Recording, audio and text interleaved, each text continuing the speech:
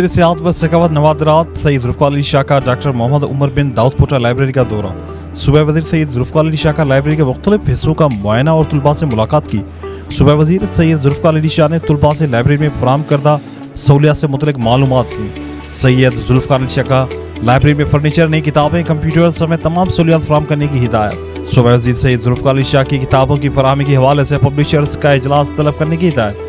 सैयद ज़ुल्फ़िकार अली शाह ने लाइब्रेरी की तोसी के मंसूबे का भी जायजा लिया। सूबा वज़ीर ने कहा कि सिंध की लाइब्रेरीज को आबाद करके नौजवानों को मौके फराहम करेंगे। सिंध की लाइब्रेरीज को जल्द तर्ज पर बनाकर तलबात को सहूलियात देंगे। सैयद ज़ुल्फ़िकार अली शाह के मुतल्लिक़ अफसरान को मेहरान आर्ट कौंसिल में जारी तरक्याती काम का फौरी मुकम्मल करने की हिदायत।